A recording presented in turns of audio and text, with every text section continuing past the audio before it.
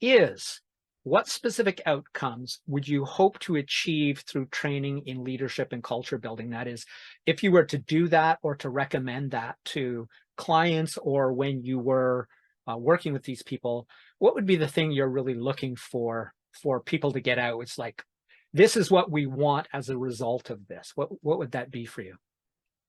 Well, it's pretty much kind of what what you were just talking about is, as a leader to adapt your techniques so that you go and consult your people more. I mean, you're hiring supposedly the best and the brightest, hopefully. And so you use those talents, and I see in a lot of companies where people are frustrated because they're coming into a company, with a lot of inspiration and looking on the bright side and looking forward to doing things. And then the leadership does not even begin to scratch the surface on the talents these people bring.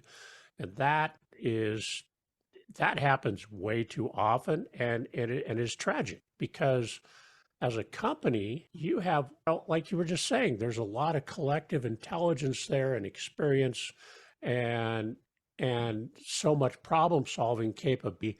And you look at the really successful people out there, take just Apple, for instance, is they, they've kind of gotten away from that in recent years, but back in the earlier days under Steve Jobs was a brilliant leader because he may have been kind of hard to get along with sometimes, a little quirky, but boy, he let the people in his organization really flourish and had the ability to run with things, and that happens a lot in the tech sector, I think, more than some of these other staid industries out there where innovation by individuals just is not encouraged. But you have all that talent. You've hired these brilliant people, supposedly. Why not unleash them and see where it goes? At the very least, you can look at it and say, they come to you and say, well, I don't think this is going to work for this reason or not, but don't discourage them from ever starting down that particular path. And I think that's really where, if you're, in this theoretical management training you're talking about here, that's something that should really be encouraged with people. And I don't see that being actually taught, MBA or whatever, and admittedly it's been, for a couple centuries since I did my MBA, or at least that's what it seems like. It's But brief. yeah, Sorry to but interrupt, Tom, but I have to put in this joke because of who you are. Think of how long it's been since you've done your MBA. It's very brief on a geological scale. yeah, that is true. So on the geological scale, it is not much time, but seriously, that was not something we got taught in MBAs. And I would venture a guess that current MBA programs do not, even the management end of things, probably do not really teach that because it's we're I think MBA programs, a lot of the leadership stuff is really teaching you how to be a strong leader, you know, but I'll go back to, we can't know everything. And like you said, as far as I'm concerned, I'll get back to you is an acceptable answer because, that's an honest answer. If I don't know, I'll go find out because I want to know too. I want to provide a good answer to my client, but I want to know for future reference. So I keep a stockpile of not just the employees in the company, but as an independent now, I have kind of a go-to list, and I suspect most people probably do, of experts that I can go and consult on things that I don't know. It's kind of like a brain trust, not really a mastermind, but almost like a brain trust that you can tap into if you need to, reliable experts. This person is an expert in this area, this person is an expert in this area, and you can go to that person and get some information. You go, wow, I didn't think of that, and so then you can go back to your client and give them a good, reliable answer that comes from an expert in the field. And you look, I think you look good. You don't look weak because you're turning to somebody else. You're doing the right thing. And I think people respect you more for that.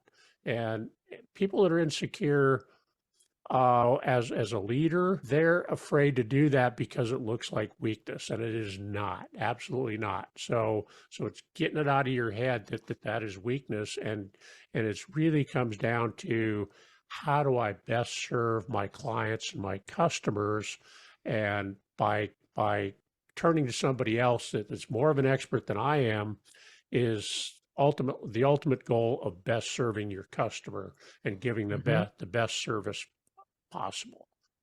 Yeah, I couldn't agree more. I'm going to give you one ridiculous reference.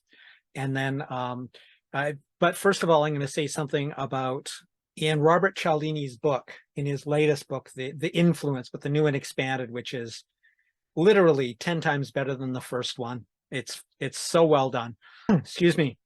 He talks about Warren Buffett and research related to something that Warren Buffett does. So it's related to influence and persuasion. But he says research shows that somebody who early in an interaction admits or points out something they've done which was a mistake, that is a deficiency which sort of works against their own interest, and not even necessarily superficially, but really is like, you know, I screwed up. He starts all of his annual reports with what he did wrong, and the effect of that in like I said, in the realm of persuasion, but exactly what you're talking about.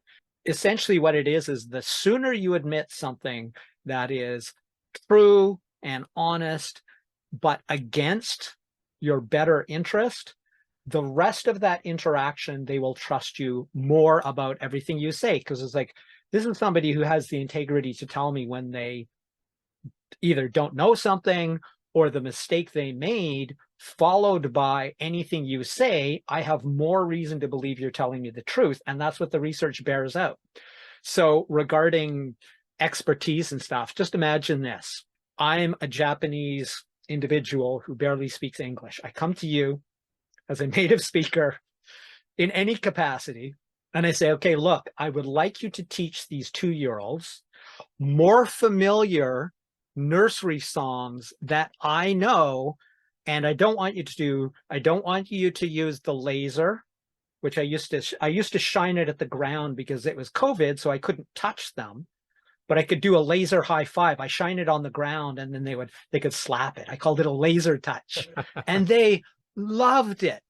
But this wise leader who barely spoke English and knew nothing about teaching or education was telling me, you know, the songs you're choosing aren't the right ones because I don't know them. And the 2-year-olds aren't familiar with them. They're 2-year-old, zero beginner, non-native speakers. Of course, they haven't heard every song, but it's just an example of exactly that. It's like, I'm the leader, I know better. It's like, why did you hire me if you're so knowledgeable about this? You go teach the English class. I'll go home and go back to bed because it's early in the morning. I'd rather not be here. But shockingly, it's like me saying to you, no, Tom, you're wrong. That isn't the way hydrogeology works. I can't even imagine a situation where I could do that without laughing out loud. Oh, and yet people do it all the time. Like you said, they so desperately want to be the boss and the one in the know instead of going, I don't know about that. So I'm so on board. I've had that experience many times from, like I said, non-native speakers teaching me how to teach English and how to speak English. Now we need to use katakana because Timu is your name. It's like, actually, that's not my name. My name is Tim. And if they say it wrong, this will not help them improve their speaking.